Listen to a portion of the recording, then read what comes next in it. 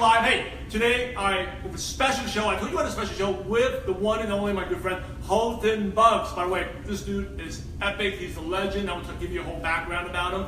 But for those on Facebook Live, he is multiple 8-figure earner. Share this. We're going to talk about how he went from $250,000 in debt, almost in foreclosure, to being a real legend. I know the term legend is being used a lot, but he is a real legend in MLM. So if you like this, please share this. And we're going to, Holton, you ready? Thank you for being on here. Oh, absolutely. We started recording for the podcast, and I'm excited. Man, I'm fired up. We're going to knock this thing out, I'll tell you that. And I really appreciate it because you don't really do interviews. I don't. I very, very seldom do interviews, not because I'm bigger than cameras or bigger than interviews, but I've always been so focused on what it is that I'm doing and never really been so much out there in the media. So, but you know, when we met in Atlanta, the energy was really good. I loved your presentation, the sincerity in what you're doing for the industry. And I said, hey, why not? I'm in LA, happen to be here at my place in California. So let's make some magic happen. So that's what's about to happen. You know what? I can share something. Yeah. Like when I was speaking in Atlanta, I knew I kind of coordinated when you were sitting in front row looking at me and you took some notes. I was like, but Holton's taking notes. Hey, I know I'm doing all right. I'm keep rocking. Absolutely. I am a big note taker, mentally, and I write quite a few notes as well, but I remember a lot of stuff, and your presentation was definitely one of them. So. All right, so let's get the show started. Here we go. 3, 2, 1. Hey, MLM Nation, this is Simon Chen. I am super fired up today because this is the legend in MLM. We have the one and only Holton Buggs. Hey, Holton, are you ready to make it happen? So I am ready. I'm beyond ready. We're going to knock this thing out, ready to rock and roll, man. Absolutely. Hey, this guy's a legend. I had to take some notes for his long bio. So just bear with me of all the things he's accomplished. But it's a really inspiring story. You know, Holton Buggs was raised by a single mom in the Ponce de Leon projects in Tampa, Florida. Her mom worked several jobs to support the family and always encouraged him to achieve a better life, to soar like an eagle. Holton started his entrepreneurial journey at the age of 14 by cutting hair to make money. And then you quickly learned that, hey, that's too much work for yourself, and you discovered leverage by buying candy in bulk and recruiting to sell to other people to sell for it. So you got started early recruiting. And I paid them with free haircuts. That's how I paid them. I didn't pay them in money or candy. I paid them in free haircuts. And that's how you recruit your wife. Absolutely. One of the first people to recruit to sell candy. Yes. I got to talk more about that story. Yeah. But anyway, in 1996, at the age of 27, Holton started one of his first of many business, a furniture business, which eventually, due to the change in economic times, went out of business. And that's when Holton discovered network marketing.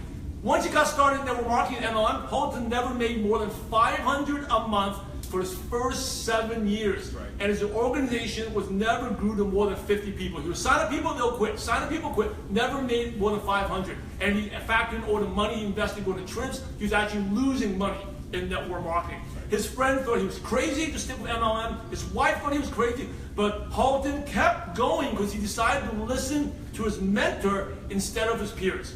And at the time, Holton was over $250,000 in debt, had his car repossessed, and was only 45 days from losing his house.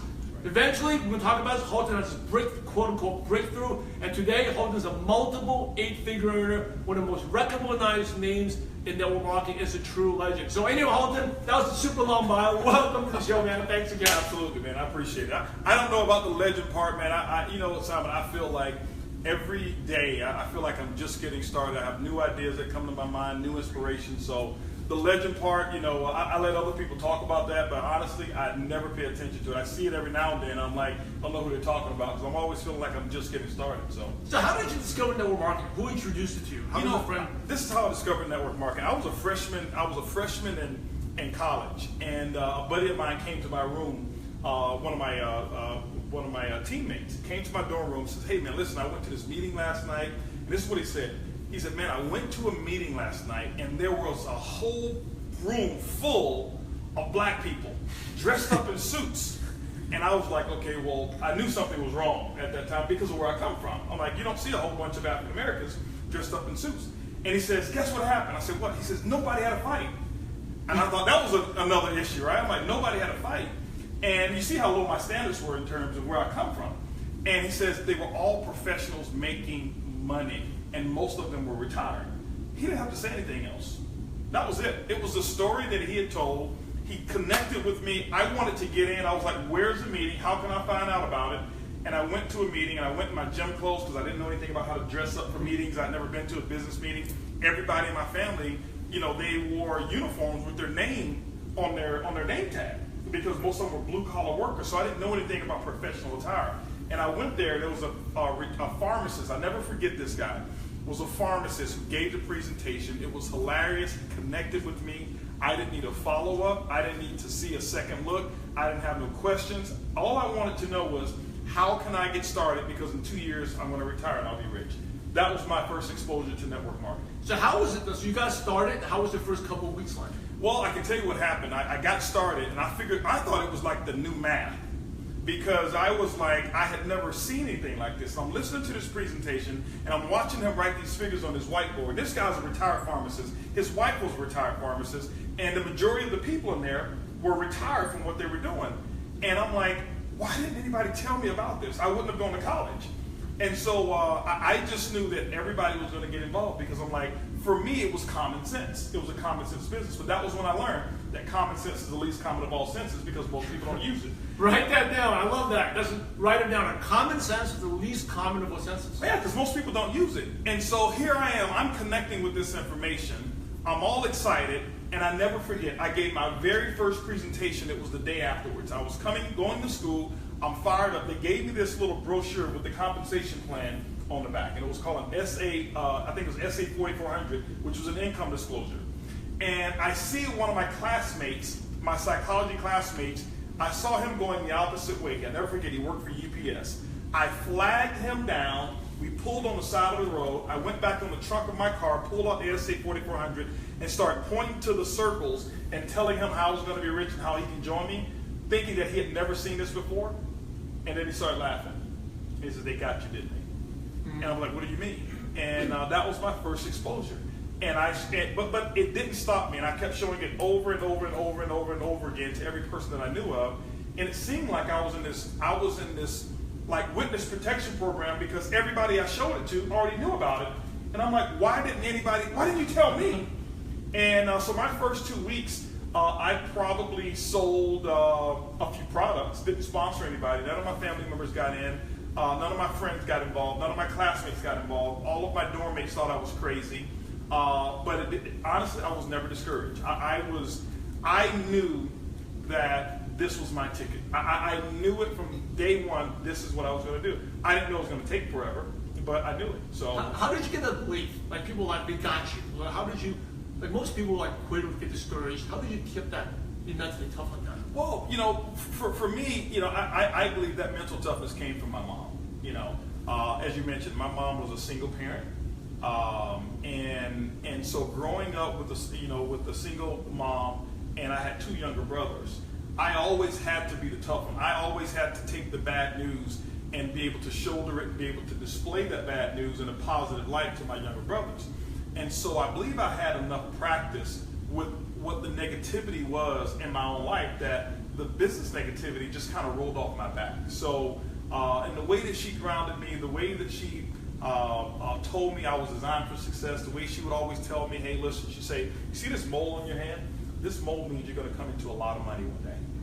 And she would always give me these affirmations. And she would always tell me that I was designed, God designed me to be a leader and a provider. Over and over and over. When I get in trouble at school, I would never get a beating. I would never get a spanking or punishment. It was, she would scold me, would tell me, you're designed to be a leader and a provider. How could you do such a thing? And so I always felt like I was letting her down by being a leader if I didn't do what I was supposed to do. So that leadership stuff was kind of ingrained in me from my mom. But I didn't get discouraged with the negativity of other people. It just didn't happen. And plus, I kept my focus on what I wanted. I kept looking at what I saw that night and start looking at the dream books that they had at the time of all the successful people and being tied into the events. I was always tied into the events almost from day one. So that was the fuel.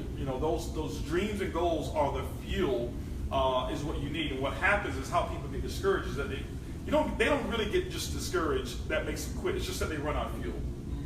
Okay, it's just like a car. It doesn't matter which car you have. Any of my cars, if I don't fuel it up with gas, at some point in time, it's going to stop. And some people say, well, did he quit? Did he quit driving? No, he ran out of gas. Well, the fuel for network marketing, not only network marketing, but the fuel for going for accomplishment is refueling yourself with dreams and goals. And so I've always been an avid dream builder. Still to this day, I dream build every single day, probably for the last 20 plus years. Every day I dream build because that's fuel. Yeah. So when you say dream building, what do? Do you actually visualize things? Or when you say you dream build every day, what do you do every day? You know, it's a great question. What I do is this here. I love homes, okay? I'm a big fanatic of homes and cars. And so I will drive around neighborhoods and new neighborhoods. How I started was we would go to places called Street of Dreams. And the Street of Dreams would be like a neighborhood that's maybe have built 5 or 10 homes that they're going to put on display. They've got them all furnished. And we would just go in and we would just ooh and ah. Now, I couldn't afford even the mailbox at these homes. But we would go in and just ooh and ah. And every weekend I would go. I would always go to the Mercedes-Benz dealership. And you probably heard me mention this before. I'd always take me a little jar, okay?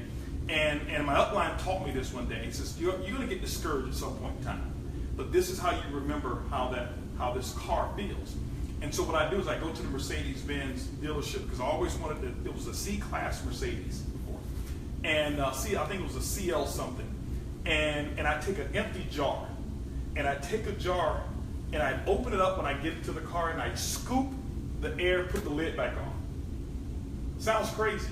And he says, anytime somebody says no, just lift the lid up a little bit, smell that new car smell, and remember why you're doing the business. And I would keep that jar, and every time I got discouraged, that new car smell would just always remind me of why I'm doing the business. Because your emotions out too. It's more than the senses. Yeah. It's not just the visual, it's the smell. So today I dream build on Instagram.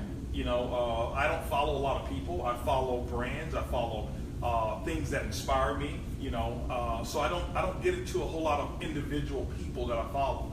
There's a few, but most of it is dream building. I mean, I've got beautiful homes. You know, we had 6 of them. I just sold 2. We have 4 personal residences now, and I don't have to go to a home that's bigger than mine to dream build. It's just something unique that I see that may be different or whatever it may have been. My wife and I last night were going to see my son. We were driving down Mulholland Drive and just looking at it was dream building. It was refueling me to let me know why I'm doing what it is that I'm doing. So you don't have to go into the biggest mansion. You don't have to go to the Rolls Royce dealership every time. Find something that inspires you and keep that fuel. My fuel tank is always on full. I never let it get past 3/4 full. So that's why it's hard to discourage me. Let's go back to when you first started. You said the first 7 years, you never made more than $500 a month. Correct. But you still went to every event. I went to every. Let me clarify that. Okay, I want to clarify that. When I never made more than $500 a month, most people say, "Oh, his maximum income was $500 a month." I never made $500. My check was $500, and at that time, the company that I was a part of, you had to pay out your downline out of your check. So my check was $500 from my upline. I would write out a check for about $275, which means I kept about $225. So my biggest gross earnings, or net earnings, I'm sorry, was about $225. The gross was $500, which is pretty gross. Hey, people have it easy, but you had to pay. So you had to actually pay out of your own commissions. I had to write. We had to write what was called commission checks. We used to call it PV checks, but we used to write checks for every leg of business that you had. And you know, fortunately or unfortunately for me, it wasn't a whole lot. I had about 3 legs working, or 3 legs active at the time. So I would write anywhere between 1 to 3 checks per month. Sometimes 1 leg or 2 legs didn't even earn a check. So that's how it was. But that's what I knew. That's what I knew, and I'm so grateful for it, because it prepared me for when I see people today. Most of us in this industry are spoiled. I would wait outside the night before. When there was an event, I'd sleep outside the night before in a sleeping bag, me and my upline, and we'd bring out igloo cooler with some little sandwich meat, whatever it may have been, and I'll never forget, we would have the little Capri Suns, because I couldn't afford real food, real meals. I'd sleep outside because getting to the front row was such a premium for me. I wouldn't risk sitting in the nosebleed section. And so that's why, even right now, I'll tell you right now, guys, if you're going to an event, you're sitting in the back, you're probably never going to be doing one of these interviews because you can't lead from the back. You just can't.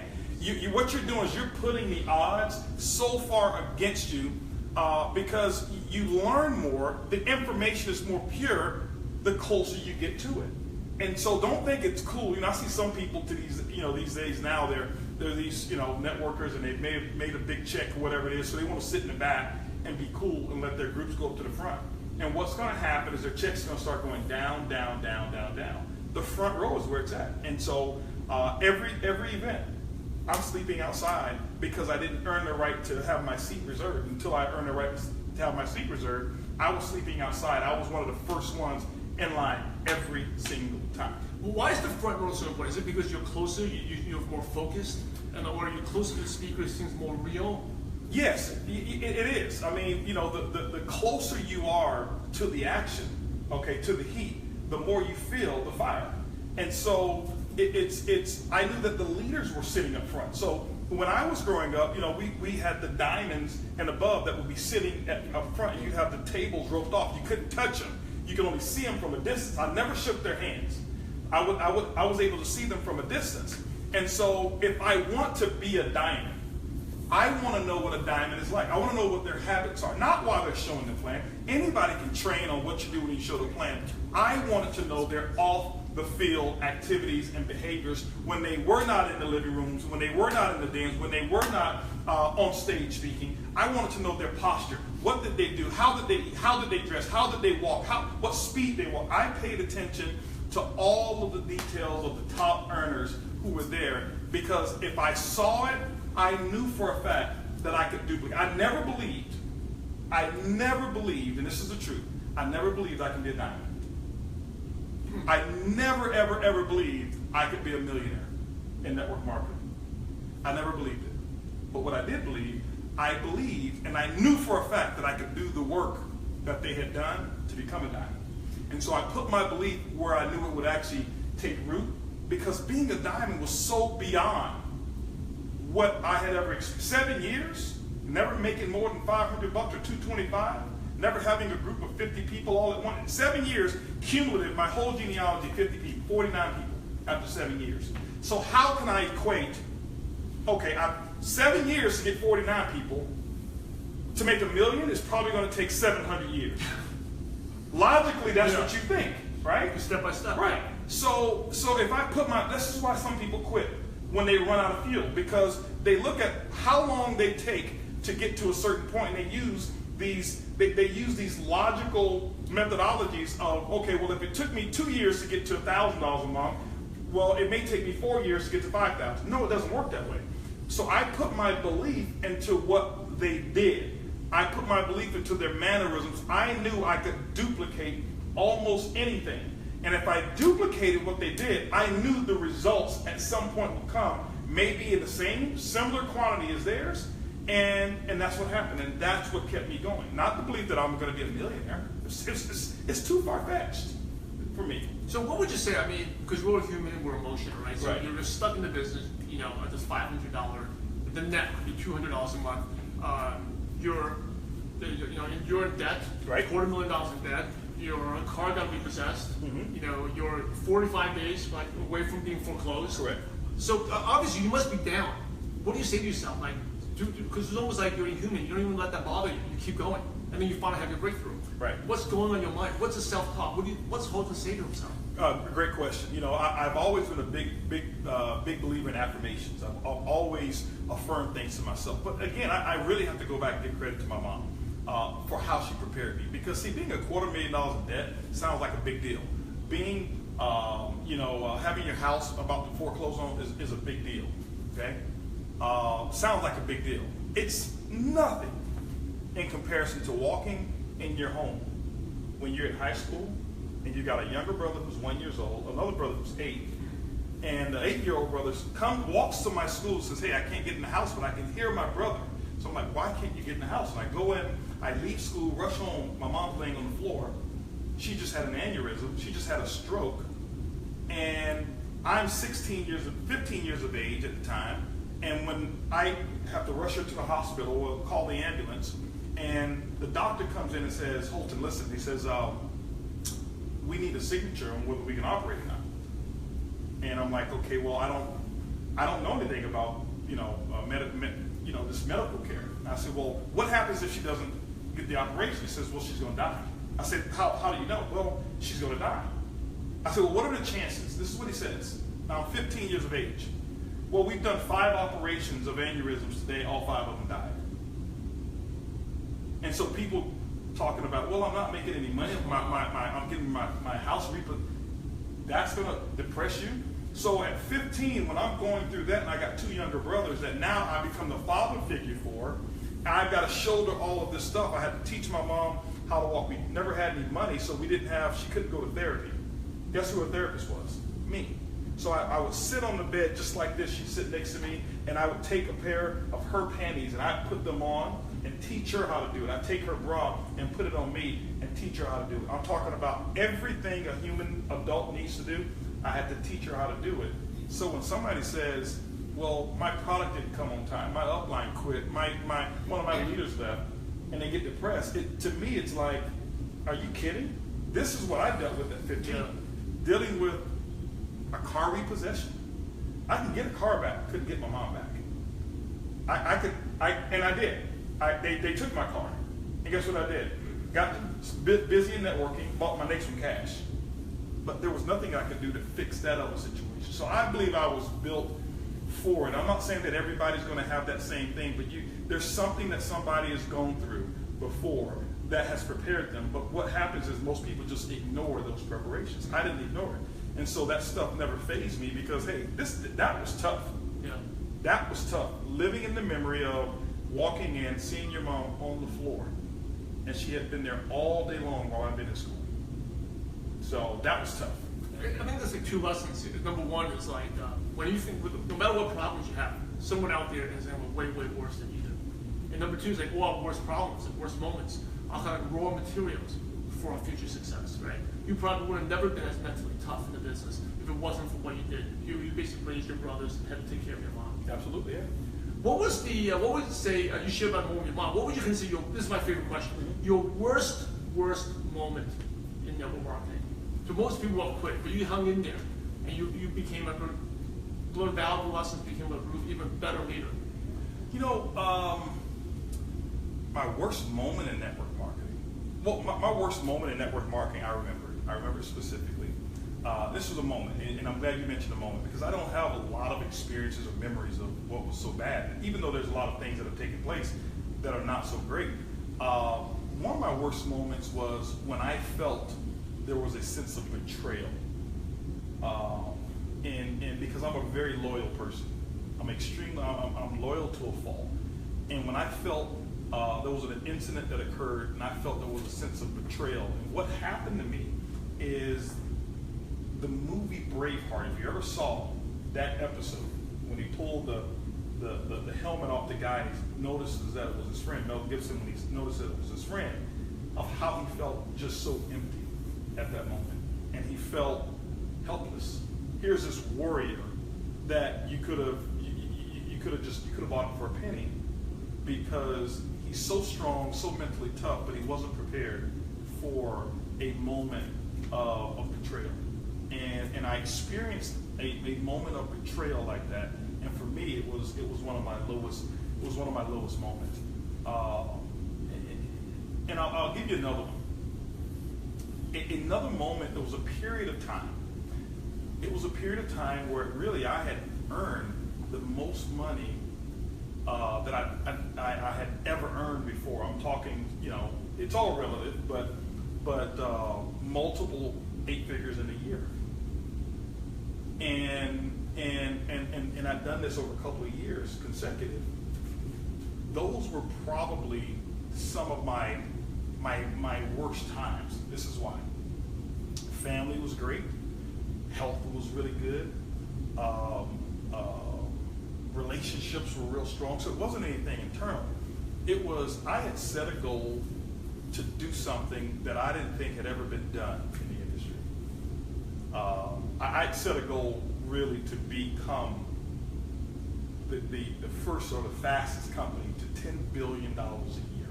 I put a 15-year plan in place. And I knew without a shadow of a doubt it was going to get done. I knew it, 100% it's done. And I'm inspired behind it. I mean, I put my passion into it, and that's what drives me. And so here it is, you're making all this money, you've got all of this success, and you're feeling almost empty. And the reason why was I had a certain surrounding and a certain element that was surrounding me achieving that goal that only had maybe about a $500 million capacity. So I felt like I was wasting $9.5 billion worth of enthusiasm, ingenuity. And when you feel like that's going to waste, and you're not, I didn't set the goal for the money. I set the goal because it was possible. Okay, just like when I set a goal to make $1 million a month, I didn't do it because I needed $1 million a month to live. I did it because I'd never seen anybody do it, and I felt that it was possible. And so that was a period that I was almost withdrawn because I'm goal oriented. And if I don't feel like I can move forward to where I'm going, it just suppresses the creativity in me. And so I had to rebuild myself internally. I had to reinvent myself internally and realize that everybody doesn't have the same goals that you have. They don't share the same enthusiasm and passion that you have. And I've been able to do that and rebound from that emotionally. But that was probably, those are two of the moments that I remember that were not the best for me. Let's shift gears a little bit. Let's talk about your breakthrough. Sure.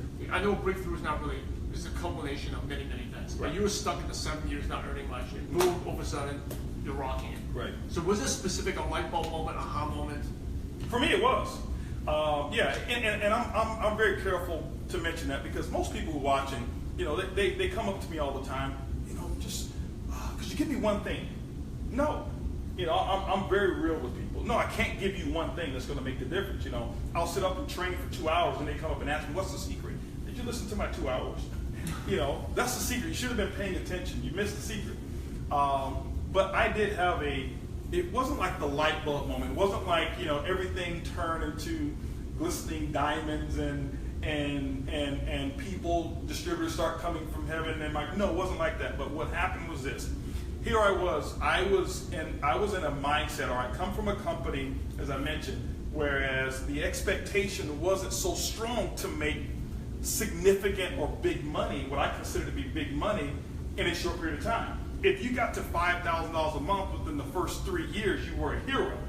So 7 years when you're in that environment, that's what you think is normal.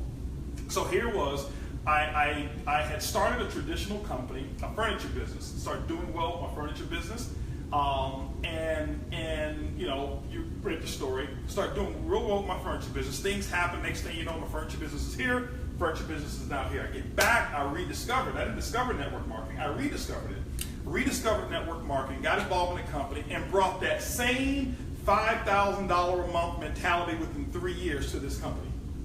Now, so what happened is, I am now, as I mentioned to you before, here I am, I have decided now to join the Indy 500. And instead of me bringing a pace car, I bring in a pacer.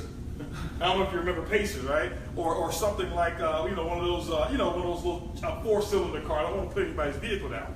I bring a four-cylinder car to the race, expecting not to win, but expecting the race to last for 3, 4, 5 years. When this race is only going to last so long. And so for the first 3 weeks, I approached it like what I had learned. Accidentally, but I believe designed, there was a conference call. It wasn't even in my group. It wasn't my upline, my immediate upline's conference call. Somebody told me about this conference call. I got on this conference call, and here it is. I missed the entire conference call.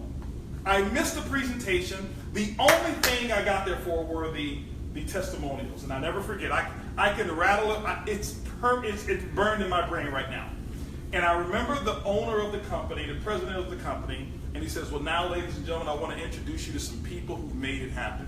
And I never forget, this guy got on the phone. He says, "Hi, my name is blah, blah, blah. I'm a pastor by profession. My first 30 days, I made in excess of $30,000. Another guy gets on, "Hey, I'm a professional baseball player. I made in excess of $40,000 the first 30 days. A lady from Utah, "Hey, my name is blah, blah, blah. She had 5 kids. I made over $50,000 my first 30 days. Another guy who's a buddy of mine, he comes on and says, "Yeah, my name's blah, blah, blah. I'm over here in Memphis, Tennessee. I made over $75,000. Now, here's the kicker. Another guy gets on. "Hello, my name is blah, blah, blah, and I'm a carpenter, and I made in excess of $125,000 my first 5 weeks." And that's all I heard. And at that moment, I realized I'm thinking too small. For 7 years, I have been prepared to win the Indy 500. But I bring this 4-cylinder vehicle, 100 horsepower vehicle, thinking that, that it can compete.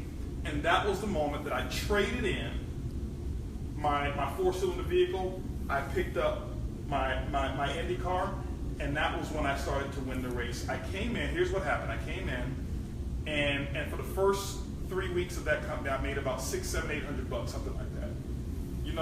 I finished the first full month, I earned over $13,000. Wow. The next 10 days, I produced over almost $12,000 in profits.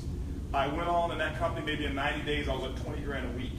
And then, a little bit higher than that. It had nothing to do with me changing my skill set. My skill set was already there. It had everything to do with the environment that had been shifted mentally. And I shifted from a minimalist environment, and I shifted towards a maximum environment. But the biggest asset that I have, this is why everybody can do it, but they don't, is that I'm very impressionable. See, most people will sit through one of your seminars, they'll sit through one of my events, and they'll pick apart the majority of the things that we say. And they'll use the grocery store method. That's not who I've been. My mom always taught me to respect authority. So when I have somebody who's in the position of authority that I admire, who've got strengths in their life that I don't have, that I want, I almost take everything that they say. So here it was, I just believed it. I believed them. It wasn't 50% belief, 80% belief. 90% belief is 100% disbelief. And so I just believed what they were saying. And so now I had a skill set already. When you take skill sets and you multiply it times belief times discipline, which is action, then you're going to have some dramatic results. And that's why I had these dramatic results. And people will say, "Wow, he had this aha moment." I didn't have an aha moment. I had already been prepared for 7 years. I never missed an event in 7 years. And still to this day, in 26 years, I've only missed one event in network marketing that I qualified to attend. One event. I have been prepared for 7 years. I had read, I don't know how many books. I think I listened to more tapes during the period of time than probably anybody in network marketing history during that time. I don't think there was anybody listening to as much personal development as I was. I was prepared. When I made the mental shift, and then I believed the people who said it's possible, that's when it happened.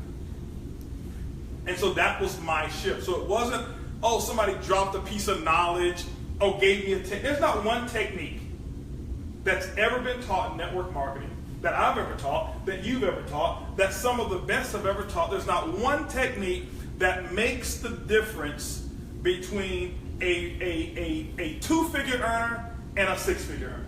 There's not one. It's all up in here. It's all up in here, preparation plus this right here. And that's why I focus a whole lot on how to make mental shifts, not the skill sets. Because once you have enough, you're more convicted. You're selling the vision, right? People see it. Yeah. Exactly. It doesn't matter how much you're making, but when you say, "What's this business?" The way you're passionate, the way you say it. It's not what you say, it's how you say it. And that's in every discipline that I've seen. Not only network marketing, that's in every discipline that I've seen. My son, who's an artist, I'm teaching him the same things. Son, it's not the lyrics. It's how you connect and communicate those lyrics. Do they believe you when you sing that song?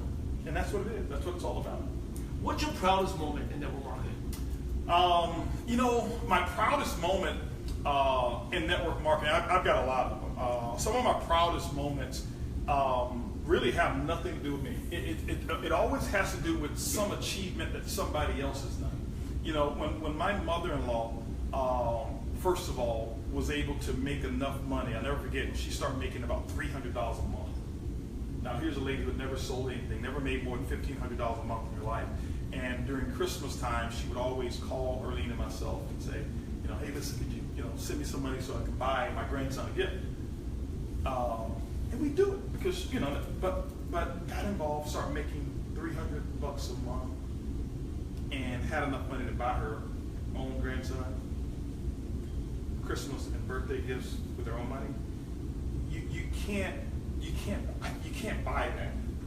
You can't buy that. You know, some other proud moments are when I've had some people who were pretty young, some people who were even very older, much older, and I start to see them get to six figures. You know, I've got a pretty young guy who's in the organization now. Every month he sends me a copy of his back office. I think he's like 22 now. So he sends me a copy of his back office, and it's always his residual income is over six figures a year, significantly over that.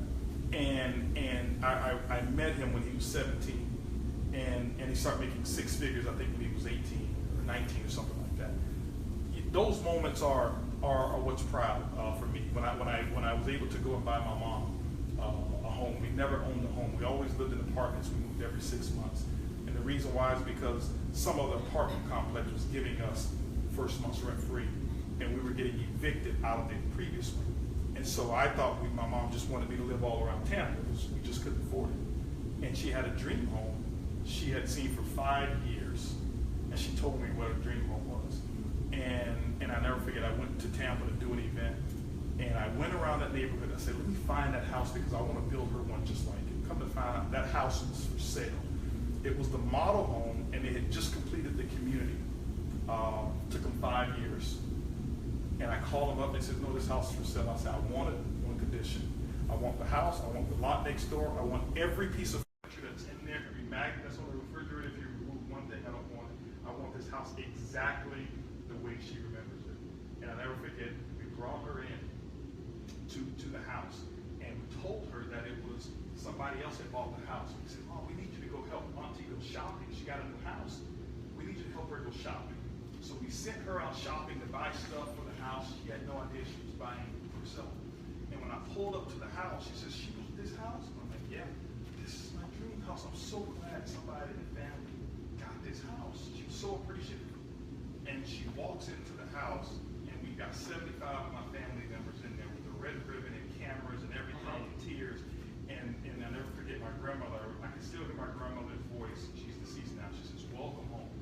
And my mom just broke down in tears. And so, yeah, I've got a lot of stuff, you know, accumulated a lot of stuff, investments, homes, and whatever it may be. But there's nothing that compares to being able to provide and make somebody else's dream come true. I mean, I can rattle off a lot of those things. I mean, when we purchased my mother-in-law her first brand new car, my dad, the first time I ever saw him crying. He broke down crying, and he started running the opposite way. You know, but it was, what I realized is how so little to us can make such a big difference. You know, to people. When I first got started, it was all about me. You know? And sometimes it needs to be. You know, I see these people, oh, I want to, you know, they're not making $100 and they say, what's your goal? Well, I want to help a lot of people. I very seldom see a lot of those really build it. You know, build it for you first. You know, I want to get rich first, and I don't apologize for it. I want to get rich first, but I had a reason for it, so I can do those things. You know? So that's most significant for me. Hey, for those on Facebook Live, you're watching the one and only Holton Buggs. If you like this, please share this. I will also tag Holton on the post, so definitely follow him. I want to ask you, we had to talk about this when we hang out backstage in Atlanta, about financial intelligence. Sure. Because you talked about people like to get the rewards, but they don't like to go through the process. Right. And how you have the nice watches, the Benzes, and all that stuff. But a lot of people buy it. They buy it the wrong way. Mm-hmm. But you buy it the right way. Right. And you bought it by cash. Now, I actually love the story. Like how you bought yours was a Bentley, right? And you bought it. All my cars. All your cars. Every car. Yeah. Yeah. Well, here's what happened. Most people, they finance their dreams. I don't believe in that. Financing their dreams. hardships. What I mean by that is that most people believe that I've got to have the nice car, I got to have the nice home in order to build my business. And they think that because we're in a lifestyle business that they've got to go out and buy things that they don't necessarily need, that they can't afford to impress people that they don't really like.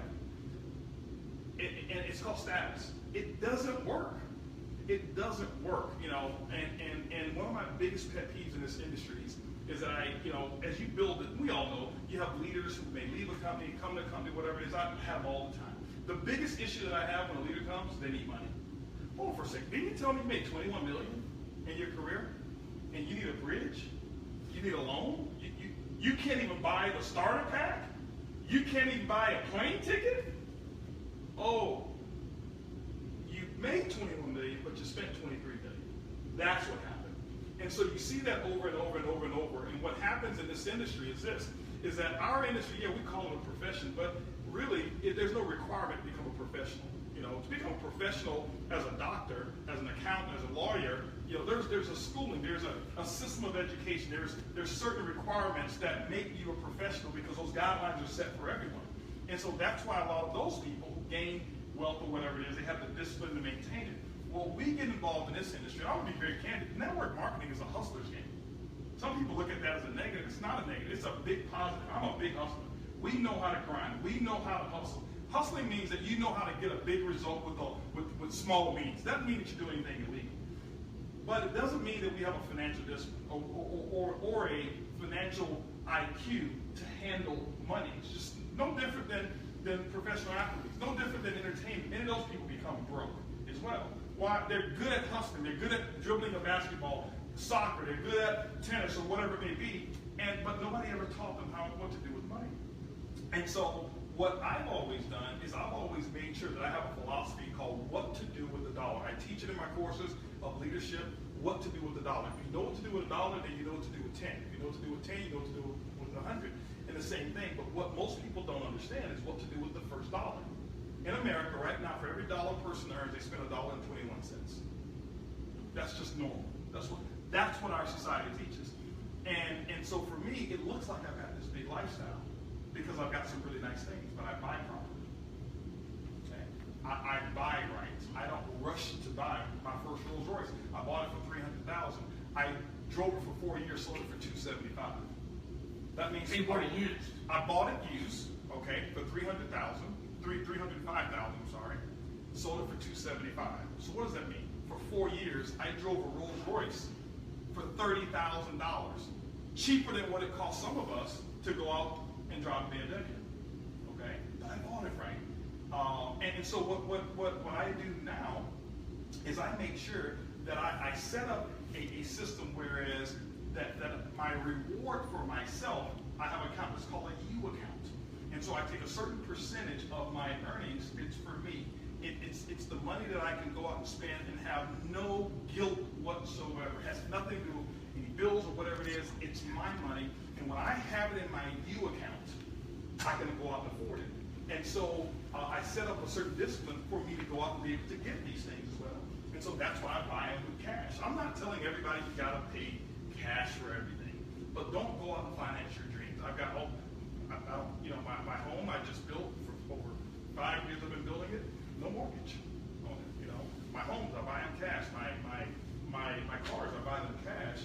Why? Because I understand money. I understand money, how it actually does work. And so when I put certain money away in a certain discipline, I make it work for me. And I see a lot of people go out and make these big mistakes, and they go out and buy the big house because they think everything's going to be perfect the way it is today. It never is. It never is. So don't make the big mistake of thinking you got to have the big watch, the big house, or whatever it may have been. If you're looking at me on Instagram, I didn't finance that stuff.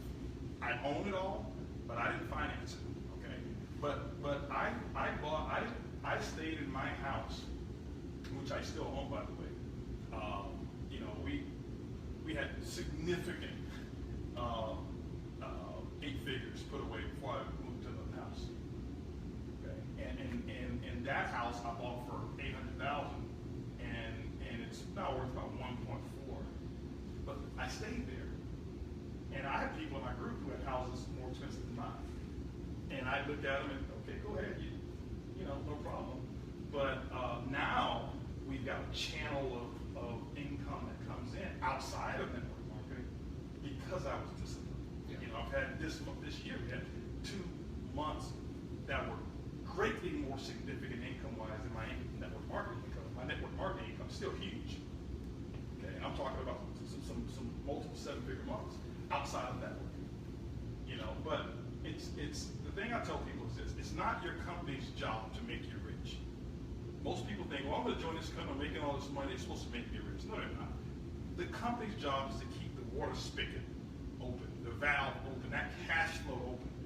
It's your job to get rich, to make you rich. What you do with that money is designed to take care of you and your family. Don't stop complaining that the company didn't do this, or they changed this, and they changed that, or they changed the comp plan and now I'm not going to get rich. They're supposed to.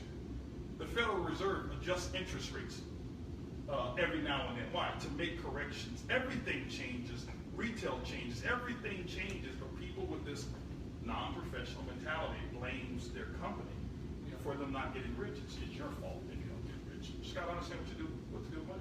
Great words of financial wisdom from Holton Buggs. If you're on Facebook Live, share this. Also reach out to Holton, connect with him, follow him. I've tagged him on this post. Holton, let's talk about your 30, and we're going to wrap up here. Let's talk about your almost 30 years of experience, right? How have you seen the profession of network marketing change in the last 30 years? You know, that's a great question. The peripherals around this industry has changed a lot. What I mean by peripherals are the processes of what we go through, or the exposure methodologies have changed. The industry is the same. If you take the core statistics right now, the real core statistics of network marketing, I'm not here to offend any group whatsoever, but I see a lot of people today say, well, I'm focusing on millennials, okay? I love it. We got a lot of millennials in this industry, and I think it's the best thing in the world. But why is it that the sweet spot in network marketing still to this day is between ages 25 and 45? It's never going to change. This is not going to be taken over by millennials. Now, that's not a downplay to millennials or beefing up the baby boomers or whatever it may be, or Generation X or Y. It's just, it's the same. People get all excited about what I call bells and whistles.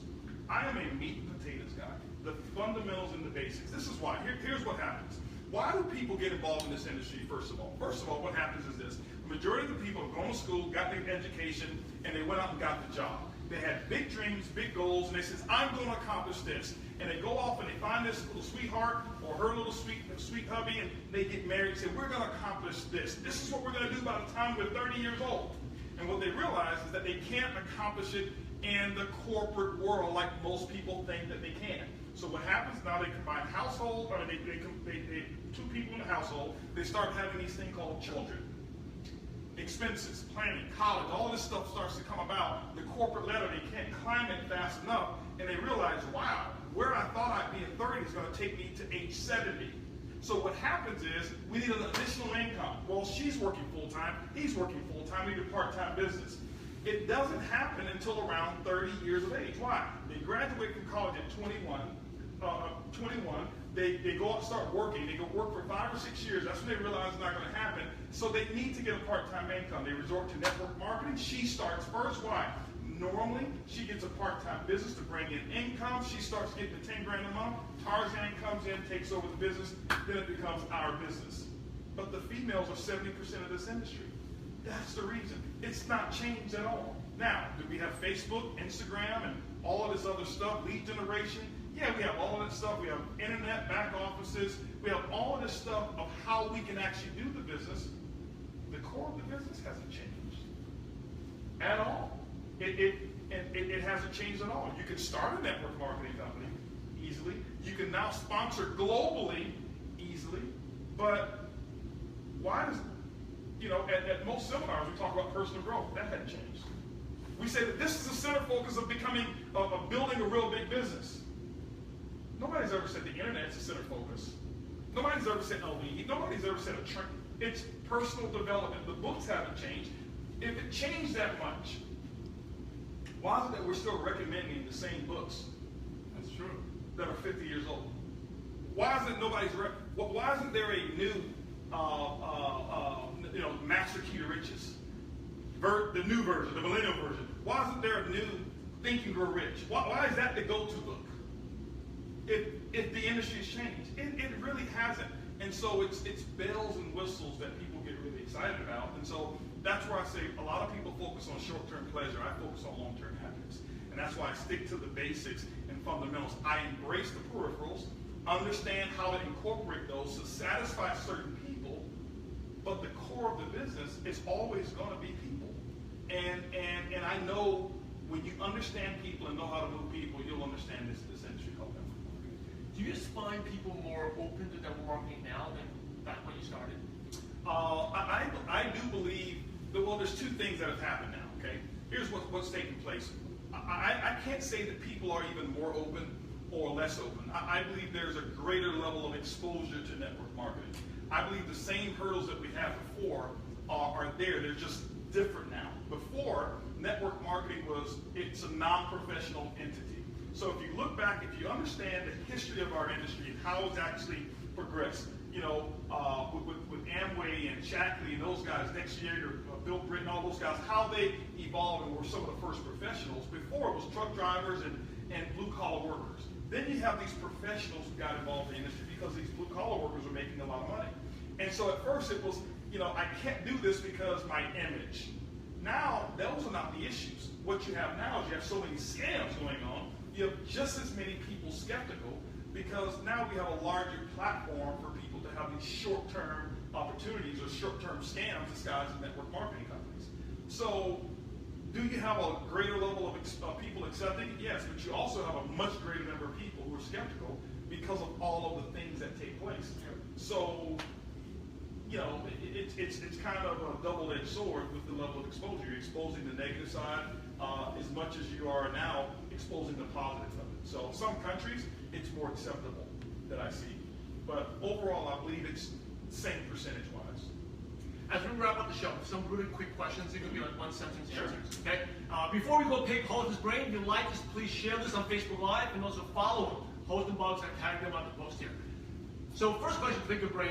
What is one of the, you have a favorite quote that motivates you? You know, how you do anything is how you do everything. And that's just what I believe in. And so who you are, you know, in terms of the everyday life of your business is who you're going to be, because you know the subconscious mind will not act, you know, in terms of in conflict with your conscious mind for a long period of time. And so that was why I wanted to get close to the diamonds, because I wanted to see who they were when they weren't on stage, to figure that out, because you know how you do anything is how you do everything. If you operate excellence when you're, you know, doing this, you're going to operate excellence when you're doing that. If you operate in cutting corners when you're doing this, you're going to operate cutting corners when you're doing that. What would you attribute one habit is how you become successful? You know, belief. Belief is a skill. You know, most people say it's an attitude. It's not a skill. What do I mean by skill? Skill is something that can be learned. And so my belief, and what do I mean by that? I'm not talking about my spiritual beliefs or my belief, you know, in a certain thing. It's just my ability to accept information as true. Even sometimes when it has harmed me, it's done more benefit for me than it has harm. And so for me, learn to believe, and how you can do it is get around people who got a bigger dream, bigger belief than you. And belief is it's like a muscle. It can be stretched, it can be exercised. When you exercise that muscle, lift weights, guess what you're able to do a week later? Lift a little bit more. And you keep exercising, you lift a little bit more. You keep doing it, discipline, you lift a little bit more. Same thing with belief. You start believing, you believe a little bit more. You start believing a little bit more, you believe a little bit more. And it just continues and continues. And so for me, I don't have this special skill set. I don't have a big Rolodex. I don't know a lot of people. I really don't. I don't know a lot of people. My circle is very, very small. Most people think I'm this worldwide networker. I'm not. You know, I'm very good at a few disciplines, and belief is one that I practice over and over and over again. And so when I walk into a room, that's what wins. It's not my speech. It's not my abilities. It's my belief, and people can feel it. And so if my belief is that dominant, 9 times out of 10, I'm going to make sure you believe like me versus me believe like you. What's the best advice you ever received? Best advice I've ever received. You know, you know me, I'm a big student, and I can't say that there is one in particular that is the best for me. I can tell you this here. I was talking to my mentor about 3 months ago, and he told me, he said, this is what he told me. This is what really, it just kind of shocked me. He says, we're talking about business and some decisions that I was doing in some business. And he says, listen, he says, make decisions today, Holton, as if you're 60, not as if you're 44. He said the reason why is because the result of what your decisions are will manifest by the time you're 60. And so do you want to live at 60 the way that you plan to live, or the way that you just end up living? That's really good. And so I was like, wow. And it changed the course of some of the decisions that I had to make. So that's one of the most recent aha moments. I was talking to Bishop T.D. Jakes, and he's so wise, and that went a long way with it. But there's so much advice that I've gotten from not only people who are mentors, people who I've mentored. My son, I've watched him and I've learned from him. I'll learn from distributors. I'll learn from just about everybody. So, but there's a lot of information that I have that people of advice that they've given me that I follow. Yeah. What's your favorite prospecting tool? So say you have a qualified prospect. Yeah. Do you send them a link? Here's my favorite prospecting tool. Did you get that? Got it. So no, but it's just, I'm being very candid with you. I've never sent the link to anybody. Nobody in this world can ever, oh, Holton sent me a link. I've never sent, I'm just being candid with what I do. My favorite prospecting tool is my smile and the way I extend my handshake out. Nobody can compete with that. I can send the link out, you can develop one that's much better than mine, and now you got my prospect. But you, see, I'm going to compete whereas most people are not going to think to compete. I'm going to compete right there in the heart. So basically, whatever you said doesn't matter. It doesn't matter.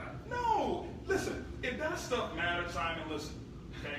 Don't you think I've got enough money to buy unlimited number of leads and send that prospecting tool out and hit my goal of the 10 billion? If that really works, I'm not saying, now, don't abandon what your upline is teaching you. Don't do that, okay? And so don't go to your upline and say, Holton told me this doesn't work. No, anything does work if you are in agreement, okay? It does work if you're in agreement. So you can take a bad system if everybody agrees on it, and even though they don't know it's bad, but if everybody's together on it, you're going to get some results, okay? You can take a great one, and if everybody's all over the place, you may not get great results. It's just whatever it is that you believe in. So with me, I never have replaced what I believe people get involved in this business for something that was tangible, like a tool that somebody else can develop.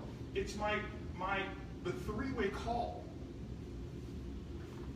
I believe it's one of the best tools. I sit there on the phone and people listen to me, or I listen to them. They do the majority of the talking. They want to be heard. I listen to them. I say a few things. To them, it's like, wow, somebody listening. Somebody wanted. And they get started, why? Because they say somebody cares. They go out and build this big organization. Whereas if I send them this now, I'm building this business. This is my philosophy. I'm building this business based off of each person being a number. I'm throwing mud on the wall to see what sticks. Does it work? Yeah. Is there anything wrong with it? No. It's just not what I do. And so I build with passion. I build with relationships. And you've heard me say it before. You can do a whole lot of things, but you're not going to outfriend me. I like that. Do you have an online tool, favorite online tool, or online resource, an app on your phone that you can recommend? Yeah, Instagram. I do. Instagram for me is my favorite online tool. I tell you, I'm old school, man. I'm probably shocking the millennials right now. He doesn't know about this. I don't know a lot about all of this stuff. I didn't even know I had a YouTube videos until people say, "You're my YouTube mentor." I'm like, I've never put anything on YouTube before. No, I watch all your videos. I'm like, I never posted a video on YouTube. And then I went and Googled YouTube and I saw a whole bunch of stuff on there. But Instagram for me is dream building is my biggest online tool. And Instagram allows me to, I can go to my Instagram right now and look at all different type of lifestyles, all the things that fuel me. I'm right there at a moment's reach, right on my phone, and I sit there and I gaze at it all day long. Well, not all day long, but several times a day, and it refuels me. The most important investment that I make is into the things that refuel and build me, because I'm the one that builds my business. There's nothing else out there that builds my business, so I got to take care of me. And if I take care of me, I can go out and build a business, and I can take care of other people as well. So that's, for me, it may sound, simple, but it's kind of what I told you. One of my pet peeves is people who say all of these things because they've heard it, and they've learned it or read it, and they teach it, but it's not what they really do. Everything you're going to hear from me is what I do.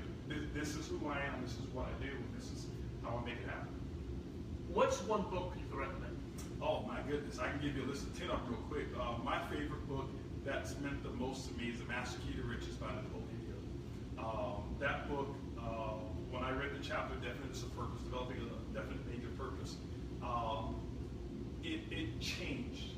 It changed me. Now, I have read that chapter I don't know how many times. As I mentioned to you before, I'm a very slow reader. I read good, but I'm slow at reading. I can read one page and it take me 10 minutes and I forget what I read. I'm okay with it. Some people are embarrassed at me. I'm okay with it. It's just who I am. So what I do is I find myself, if I listen to music that I've heard before and I can retain more. It relaxes my mind. So I'll get into that chapter. I'll read that chapter over and over and over and over and over. And for me, if every book was removed, and says, hey, there's only one chapter you can have, it would be that chapter. It would be that book. But I can give you some other books that have been inspiring to me. I can tell you 21 Irrefutable Laws of Leadership by John Maxwell. Incredible book for me. Skill with People by Les Gibbon. It's a real small book. It changed things for me.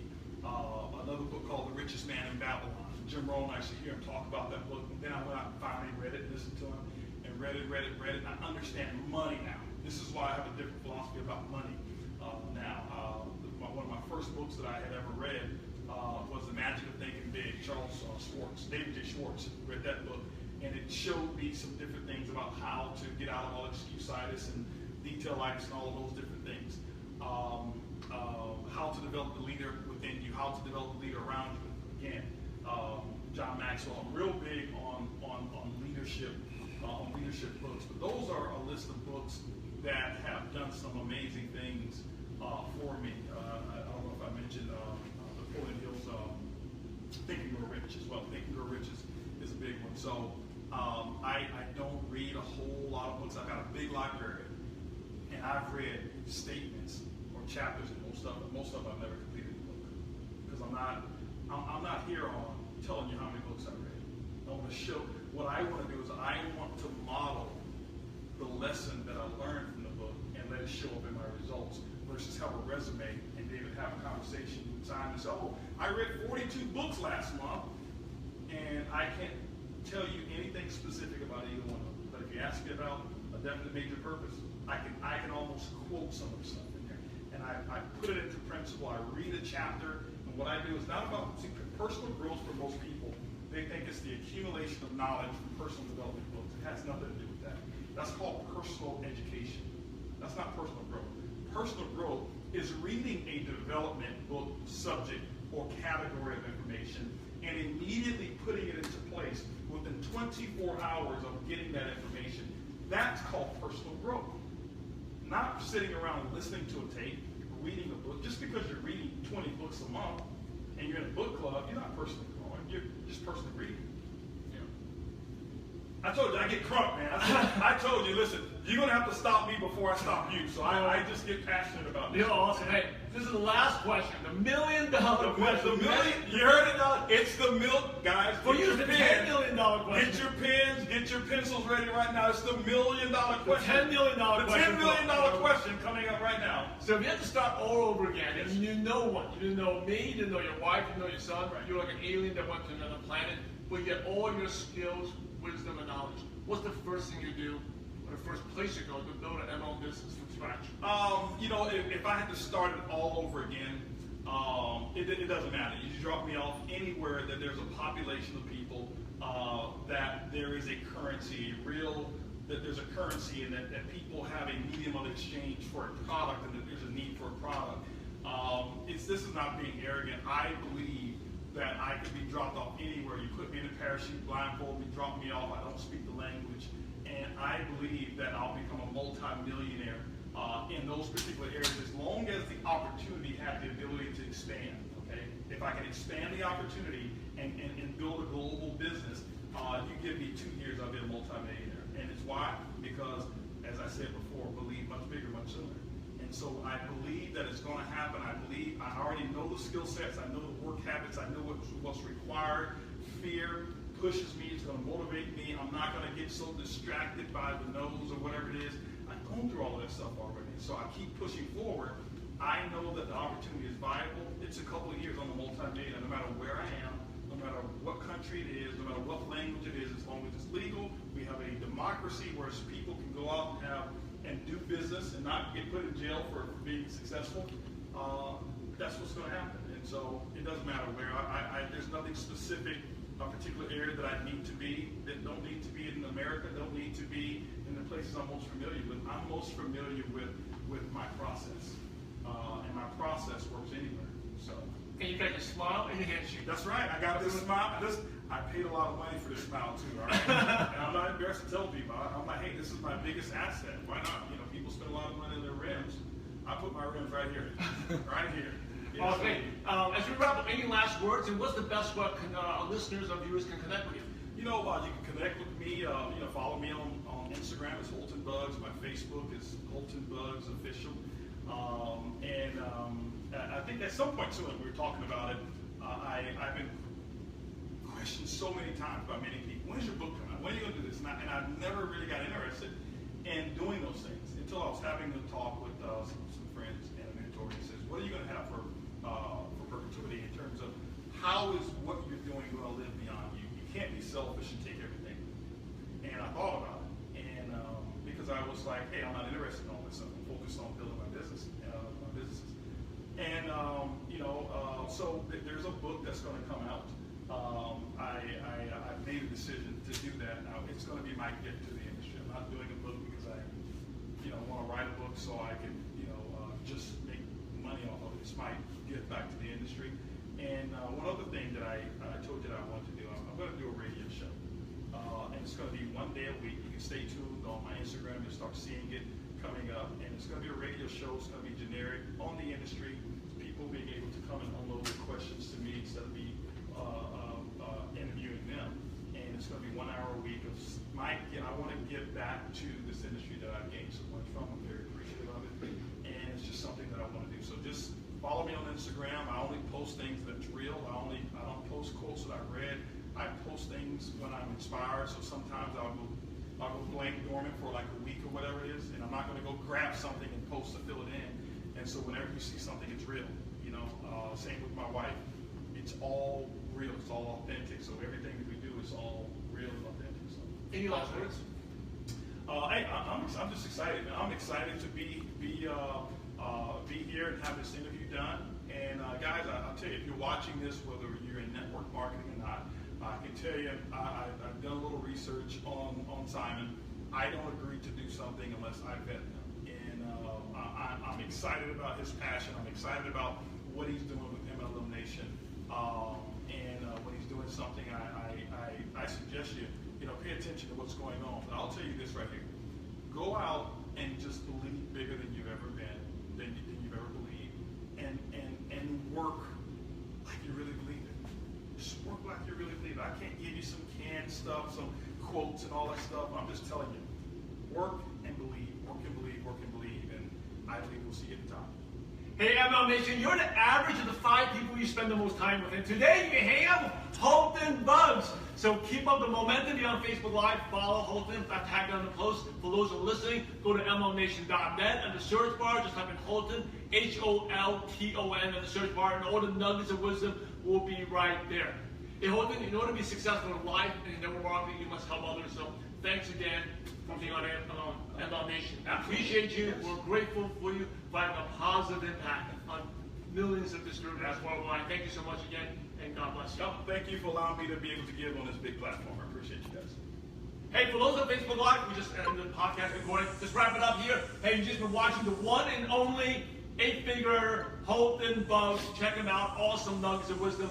I have tons of those going on as well. And connect with them. And now, one of the big takeaways I had was your personal growth is not just listening to this podcast or listening to the book. It's actually taking what you learned, the nugget that you learned from Holton, and apply it within the next 24 hours. So on that note, we're going to wrap. Go out there, make it happen, and remember, the Simon Chan, we're Holton Buggs. We're in the profession to help others. So go out there and have a positive impact on someone's life today. God bless you all. See you guys.